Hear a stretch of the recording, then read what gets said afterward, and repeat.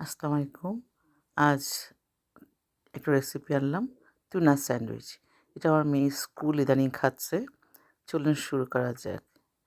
ক্যানটাকে কাটার পরে ভিতরে কিছু পানি থাকে, পানিগুলো ফেলে দিব এবং এভাবে ড্রাই করে নেব। এখন কিছু শসা আমি খুব কুচি, কুচি করে কেটে নিচ্ছি। সাথে একটা কাঁচামরিচ একদম কুচি, কুচি করে মিহি কুচি করে ফেলবো যাতে দাঁতে না পড়ে। বাচ্চারা তো ঝাল খেতে চায় না। তা আমার মেয়েও অতটা ঝাল পছন্দ করে না। তারপরেও একটু টেস্টের জন্যই আমি দিলাম। টুনার সাথে মিশিয়ে দেবো। এবারে মেয়োনিজ দেবো। মেয়োনিজ একটু বেশি করে দিতে হবে। একটু ক্যাচআপ দিলাম, টমেটো ক্যাচআপ টেস্টের জন্য। তো এটাকে ভালোভাবে মিশিয়ে পাউরুটির চারধার কেটে এটার মধ্যে টুনাগুলোকে আমি লাগিয়ে নেব।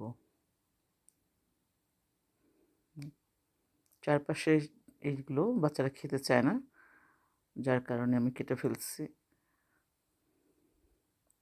এগুলোকে ফেলে না দিয়ে আপনি ব্রেড ক্রামও করতে পারেন, এগুলো না ফেলে। এখন আমি পুরোটা লাগিয়ে নিচ্ছি।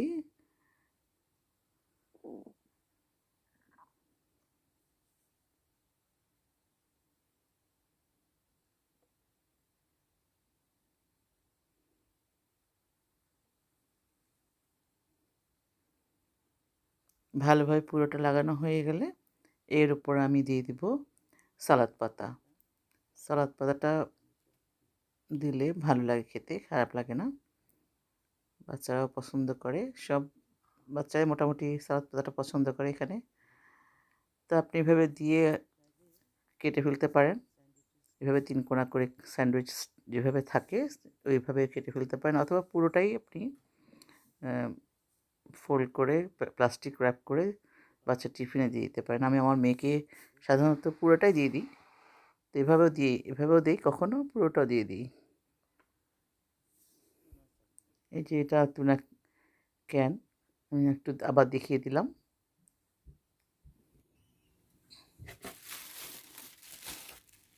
এভাবে একটা ক্লিন ফ্রেম দিয়ে আপনি এটাকে র্যাপ করে দিলে মানে খাওয়ার সুবিধা হয়, চারপাশে ছড়িয়ে পড়বে না, আর খাওয়ার সময় অনেক সময় পড়ে যায় সাইড থেকে।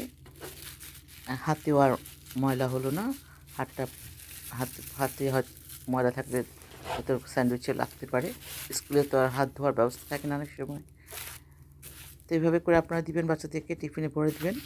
বাচ্চারা খেয়ে মজা পাবে। এভাবে বানিয়ে দেখুন, ভালো লাগবে। ভালো থাকবেন সবাই। আর শিরিনাজ কুকিংয়ের সাথে থাকবেন। আল্লাহ হাফেজ। সাবস্ক্রাইব করতে ভুলবেন না। সাবস্ক্রাইব করে আমার চ্যানেলের সাথে থাকবেন। আল্লাহ হাফেজ।